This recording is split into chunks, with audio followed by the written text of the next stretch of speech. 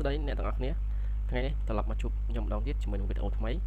យើងនឹងស្វែងយល់ពាក់ព័ន្ធជាមួយនឹង shortcut key មួយចំនួនដើម្បីប្រើប្រាស់នៅលើ desktop របស់យើងនៅលើទាំង interface desktop នេះអញ្ចឹងយើងនឹងស្វែងយល់ shortcut 10ដើម្បីឲ្យយើងធ្វើការងារលឿនជាមួយនឹង keyboard តោះទី1ពាក់ព័ន្ធជាមួយនឹងkey logo key window តែឥឡូវខ្ញុំទៅបើក logo key ឲ្យយើងសិនមកទី1យើង search មកចូលពាក្យថា setting អូខេយើងបន្តពីបើក setting យើងយក accessibility ហើយយើងអស់ចុះក្រោមមកយើងឃើញពាក្យថា keyboard តែមកយើងចុចលើ keyboard ហ្នឹងមកអស់ចុះក្រោមតិចមកនេះយើងឃើញអត់យើងបើកមកវានឹង load ឲ្យ keyboard on screen keyboard ឬក៏ចុច window logo key នេះ window logo key ដែលតំណាងតែអក្សរហ្នឹងនេះជាមួយនឹង control ជាមួយនឹងអក្សរ O ឥឡូវយើងបិទមកបិទសិនមើលហើយខ្ញុំសាកចុចលើ keyboard របស់ខ្ញុំ window control អក្សរ O ពុបឃើញណាអញ្ចឹងបងប្អូនអាចចុចនៅលើកុំព្យូទ័ររបស់បងប្អូនបាននេះខ្ញុំចុចយក window keyboard on screen មកដើម្បីបញ្យល់ពាក់ព័ន្ធមួយ shortcut មួយចំនួនដែលចុចនៅលើ keyboard នេះតែងាយហើយរហ័សដូចជាពាក់ព័ន្ធមួយ window នេះអញ្ចឹងយើងចុចទៅដើម្បី open ឬក៏ close menu នេះពុបចាំតិច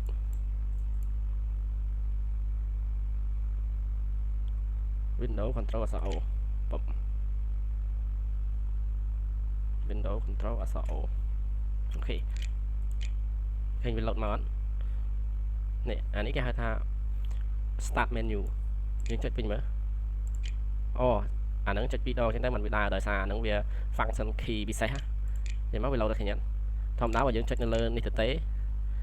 ចុចតែម្ដងមកចុចនៅលើ key យើងចាក់ស្ដែងចុចតែម្ដងមក load ហើយពុបតាអាហ្នឹងពាក់ព័ន្ធមួយwindow key ទី2ពាក់ព័ន្ធមួយ window key បូកនឹងអក្សរ A ចុច window key បូកជាមួយអក្សរ A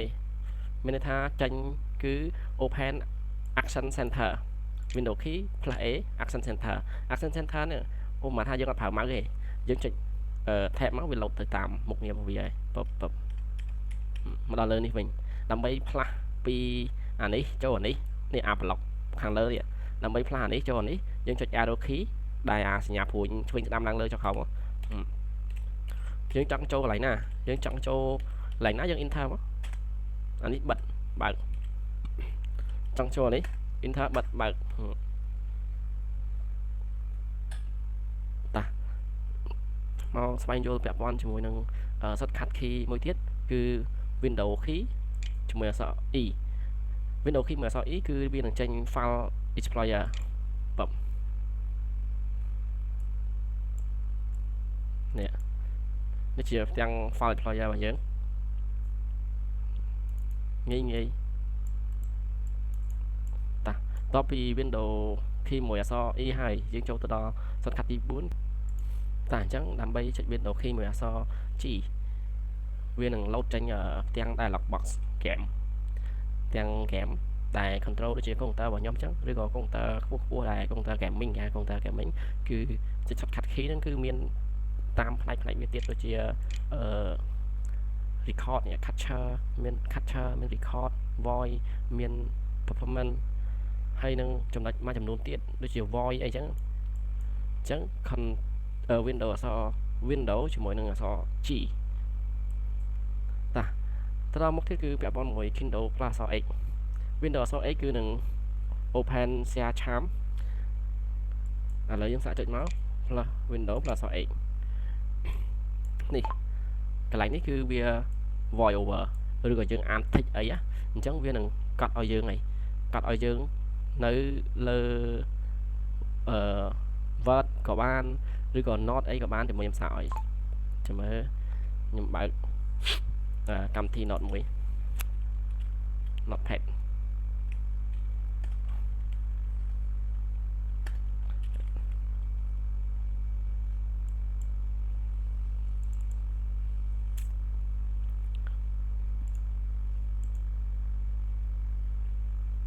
ក្លោះនេះមួយសិនអញ្ចឹងឧបមាថាខ្ញុំបើក file មួយហើយឧបមាថាយើងប្រើនៅ window អក្សរ X មិញ yes ចឹងមិញយើងបើកឲ្យដើម្បីឲ្យ voice tapping អូខេឥឡូវ Hello everyone today we talking about shortcut key ឡើយងាយមកតិចបិទវាមួយមកអញ្ចឹងពាក់ព័ន្ធមួយការអាន text ឬក៏ចង់បាន text ពីPDF ណាមួយឬអីមួយយើងអាចអានវាយកហ្មងក៏បានដែរអូខេហ្នឹងភាពងាយស្រួលក្នុងការប្រើប្រាស់ shortcut key Windows plus អក្សរ X អញ្ចឹងតាទៅមុខទៀតពាក់ព័ន្ធជាមួយនឹង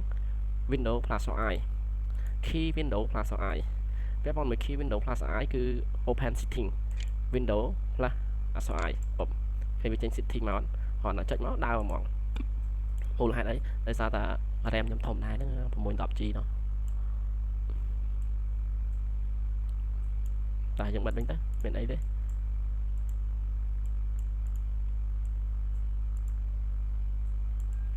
ទៅមុខទៀតពាក់ព័ន្ធមួយ Windows key plus អក្សរ K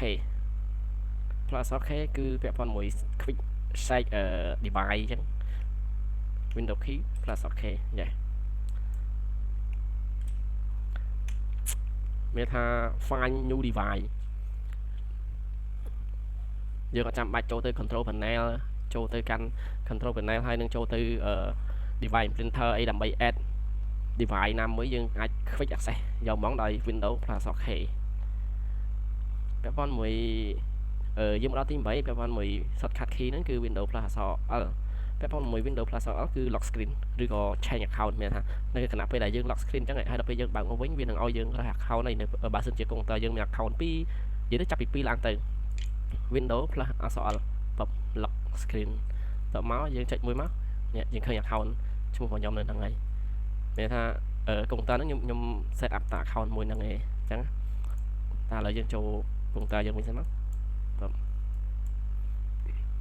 តាពាក់ព័ន្ធមួយ Windows ជាមួយនឹងអក្សរ M Windows ជាមួយអក្សរ M គឺមានថា minimize នេះពាក្យ minimize កន្លែងនេះជាមួយយើងហៅវាតិចមកនេះឃើញទេ minimize មានថា close វាអញ្ចឹងប៉ុន្តែ close all ហ្មង Windows ដូចថាយើងបើកកម្មវិធីពី3Google file explorer អញ្ចឹងទៅតែឥឡូវយើងចុច Windows plus អក្សរ M បបឃើញទេបាត់ទៅទាំងអស់ហ្មងឲ្យតែវាស្ថិតនៅលើអេក្រង់ហើយ keyboard on screen thayមកទៅជាមុខងារពិសេសមួយដែលវាអត់ទៅហើយឥឡូវយើងមកដល់ទី10ពាក់ព័ន្ធមួយ Windows ជាមួយអក្សរ O មានថា Open Running Dialog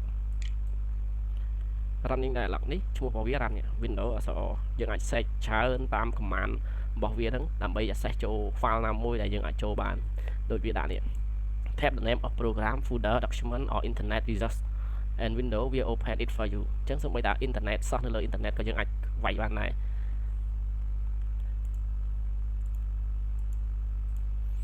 តាថ្ងៃហ្នឹងមានប្រហែលចំណុចហ្នឹងអញ្ចឹងដូចជាមាន10ចំណុចគឺ Windows logo Windows ចេញ start menu Windows A ចេញopen action center អញ្ចឹងបងអាចមើលឲ្យអនុវត្តតាមនឹងបានហើយបើមានចម្ងល់អីផ្សេងអាចទំនាក់ទំនងមកខ្ញុំបាន comment like and share subscribe នៅ channel YouTube របស់ខ្ញុំផងខ្ញុំនឹងចេញវីដេអូតទៀតអរគុណ